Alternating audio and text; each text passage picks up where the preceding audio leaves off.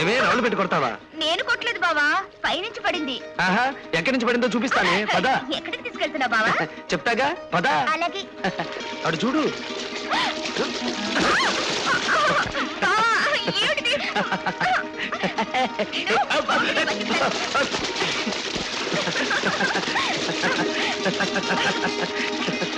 నామినేషన్లు ఏ గారికి సరి కాదు, మరి మునపట్లా కాకుండా కాస్త ప్రజల కష్ట సుఖాలు తెలుసుకోవాలి. నీ మంచితనం, నీతి నిజాయితీ వాళ్ళకి తెలియపరచాలి.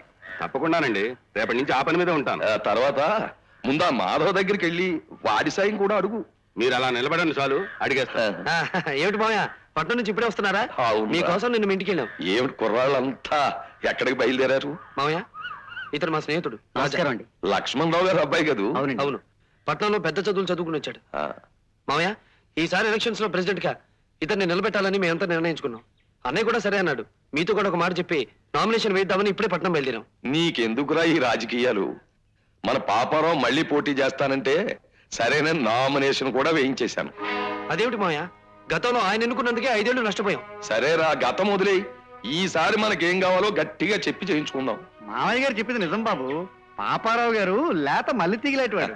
చూపించిన వైపే పాకేస్తాడు, పుయ్యమన్నప్పుడు పూస్తాడు.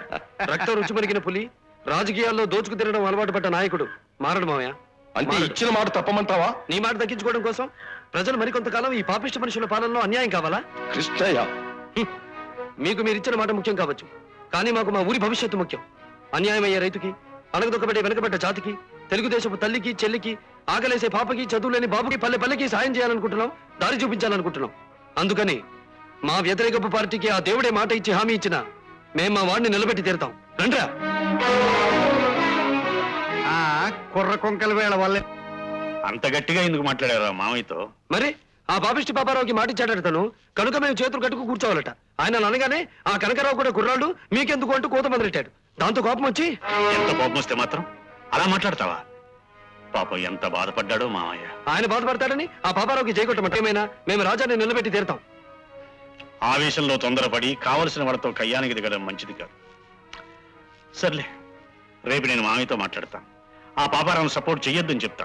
ఆ తర్వాత మీరు రాజా చేత నామినేషన్ వేద్దుగా. అలాగే. ఊరికి వాడు ఒక్కడే ఉపకారం చేయగలడన్నట్టు నలుగురిలోనూ నన్ను తీసేసినట్టు మాట్లాడతాడా? నన్ను మామయ్య, కిష్టయ్య నీకు పరాయివాడు కాదు, నీ చేతుల్లో పెరిగినవాడు. నా చేతుల్లో పెరిగినవాడు, నా గుండెల మీద ఆడుకున్నవాడు కనుకే వాడు అలా మాట్లాడుతుంటే నేను తట్టుకోలేకపోయాను. నిలబెట్టి చివాట్లు పెట్టాను మామయ్య, నువ్వు వాడి మాటలు మర్చిపో. సరేగాని మామయ్య, రేపు ఎలక్షన్లో పాపారావు నిలబడుతున్నాడు, నేను మద్దతు ఇస్తానని మాట ఇచ్చాను. అర్హత లేని వాడిని అందలం ఎక్కించడం అంత మంచి పని కాదేమో మామయ్య. నేను చెప్పేది అర్థమైంది లేరా? కృష్ణయ్య దూకుడుగా చెప్పిన దాన్నే నువ్వు కాస్త చల్లగా మెల్లిగా చెప్పాలనుకుంటున్నావు. ముందు నా మాట కూడా విను. అసలు ఈ కుర్రాళ్ళు ఎలక్షన్ లో దిగుతారని నాకు తెలియక ముందే పాపారావు పట్నంలో కలిసి నా మద్దతు అడిగాడు. నేను ముందు కాస్త తటపటాయించినా తీరా కాళ్ళు పట్టుకునే సరే కాదని లేక మాట ఇచ్చాను. దగ్గరుండే నామినేషన్ కూడా వేయించొచ్చాను. నిజమేననుకో, కానీ మాధవ, మాట కోసం ప్రాణం ఇచ్చే వంశం అది. శత్రువుకైనా సహాయం చేస్తానని మాట ఇచ్చాక దానికి కట్టుబడి ఉండడం నాకు అలవాటు. ఈవేళ కుర్రాళ్ళ కోసం నేను మాట తప్పి నా పెద్దరికాన్ని చిన్నబుచ్చుకోను. కనుక అక్కిష్టయ్య వాళ్ళని ఈ ఎలక్షన్ లో తలదొచ్చొద్దని చెప్పు. మామయ్య, అడిగారు కదా, నువ్వు పరాయి వాళ్ళకి మాట ఇచ్చావు. నేను ఆలోచించి పసివాళ్ళకి మాట ఇచ్చాను. నేను నీ మేళనున్నేగా, మాత్రం ఆడిన మాట ఎలా తప్పగలను? వీరభద్రం గారు, కురు పథకం వేశాను. ఏమిటయ్యా? ఏమిటో అది చెప్పు. ముందుగా మామ అల్లుళ్ళ మధ్య తగాదాలు పెంచాలి, అవి ఎలక్షన్ తగాదాల్లా కనిపించేటట్టుగా చెయ్యాలి. అది ఎలాగని? అర్ధరాత్రి మన మనుషుల్ని పంపించి తమ కుప్పల్నే తగలపెట్టిస్తాం. నా కుప్పలు తగలబెట్టిస్తావా? కరణం, నీకేమైనా మతిగాని పోయిందేమిటయ్యా? అమ్మమ్మమ్మ, మతిపోలేదండి. ఇది మహత్తరమైన పథకం. ఎవరో ఉత్తరమై పొలంలో కుప్పలు తగలేస్తున్నారు.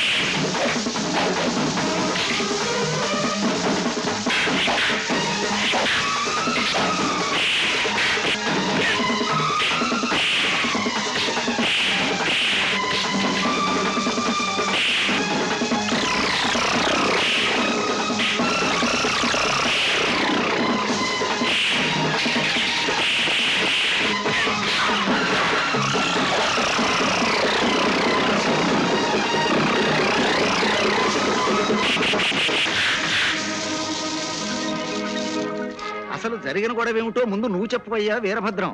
ఎలక్షన్స్ లో పాపారావు గారిని సపోర్ట్ చేస్తున్నామని ఈ కుర్రకారంతా కారాలు మిరియాలు భారీ ఎత్తు నూరుతున్నారని మాకు తెలుసు. ఆ కక్షతో రెచ్చిపోయి ఏం చేస్తారోనని పొలంలో కుప్పల దగ్గర మా మనుషులు కాపలా పెట్టాం. మేము అనుమానించినట్టుగానే ఆ కిష్టయ్య గారి పాలేరు గోవిందం గారు కాగడాతో కుప్పలు తగలపెట్టాలని తయారయ్యాడు. మా వాళ్ళు అడ్డుపడ్డారు, వాళ్ళని సావగొట్టాడు, కుప్పలకి నిప్పు పెట్టాడు. అబద్ధం బాబు, అబద్ధం. పొలంలో కుప్పల్ని ఎవరో తగలబెడుతున్నారని నాకు కబురంతగానే. ఎవడు చెప్పాడా నీకు కబురు?